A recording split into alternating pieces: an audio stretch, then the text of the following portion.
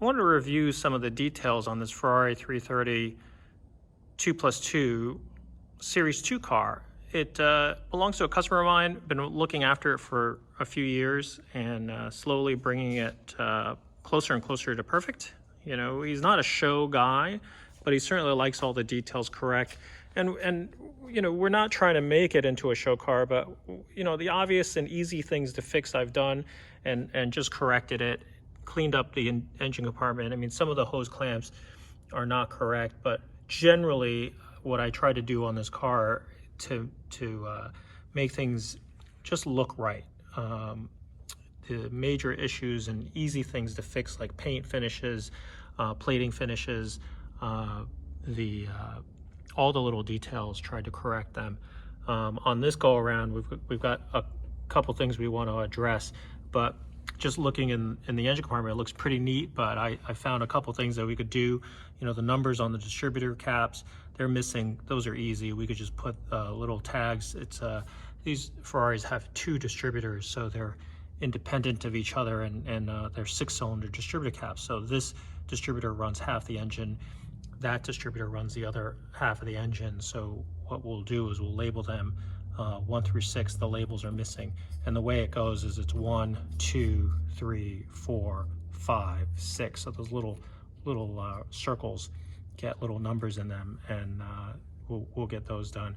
A little detail here that I can see is that it's running a Bosch ignition. These coils are not original. They were painted red to look like the original Morelli coils, but you can always tell that they're Bosch's because they're black tops. The Morellis are brown. But again, we're not trying to, you know, do a show car. And sometimes judges miss that kind of stuff because you got to know that what the tops look like. And as it's buried down there, as they're going through the details of the car, they might miss it.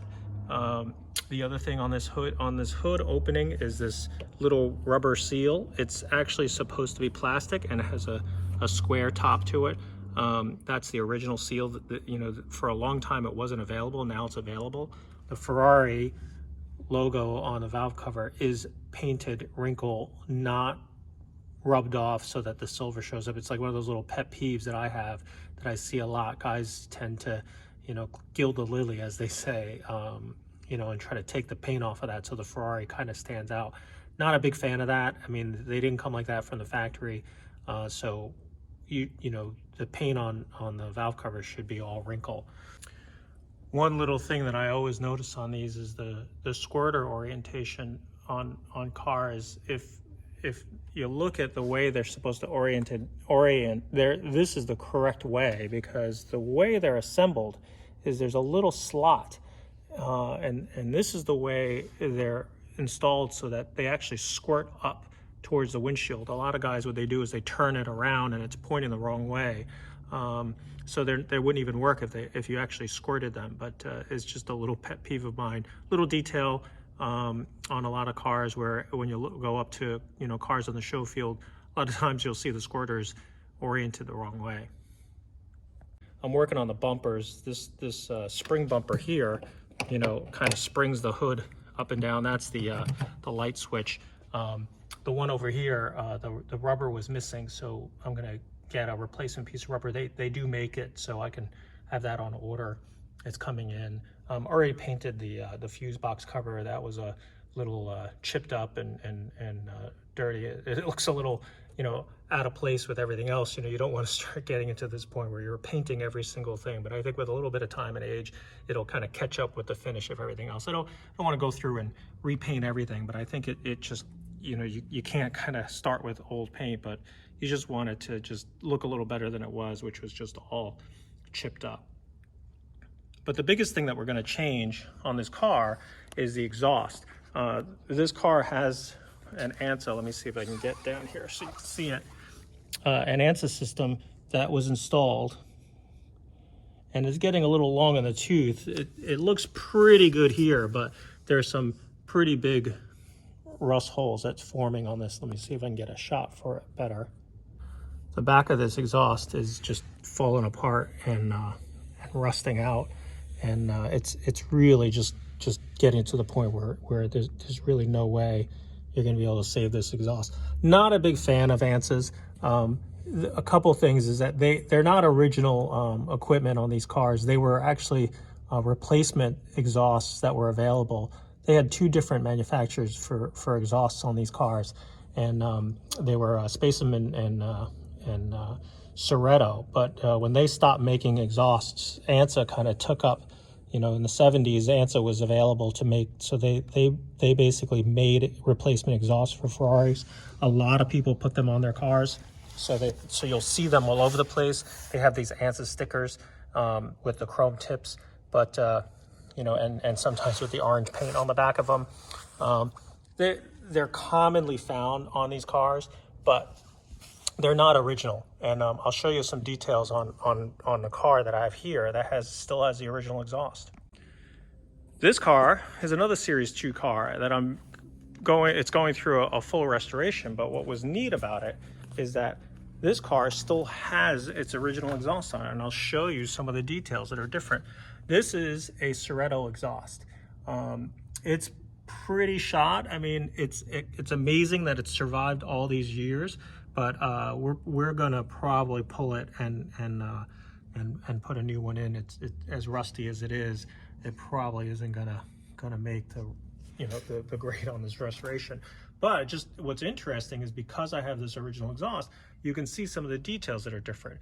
This Soretto exhaust has a sleeve on it, so the chrome tip is a sleeve, so it's attached or slid on to the exhaust.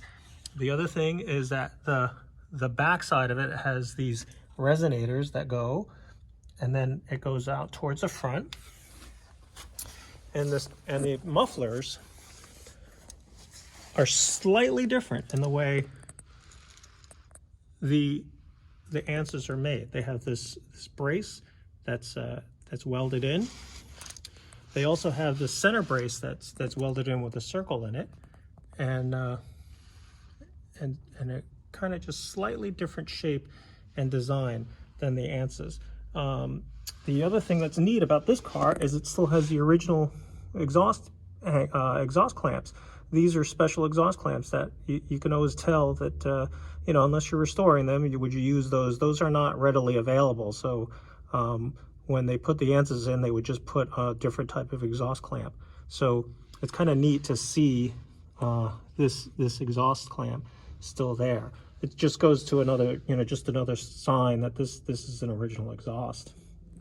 So what we'll probably end up doing is we're going to pull this exhaust off and get a reproduction Soretto exhaust made. The guy who makes my exhausts, he has the patterns, has done it. The other thing is I can send him pictures of the one that I have here at the shop, measurements and pictures, and I'm sure he can make up the difference. These ANSYS, what's interesting is, as you can see from the rust that we saw before, they tend to rust from the inside out. The moisture builds up inside of them, and they just fall out. So when the backside of the resonators start rusting like that, you know that the rest of the cans are starting to do the same thing, and you know, it's just a losing battle. So we'll just pull this one out. We'll have a custom one made, and it'll be correct, and it'll last quite a few years. So I have the parts on order, and when they come in, we'll get this car a little nicer every time. Talk to you next time.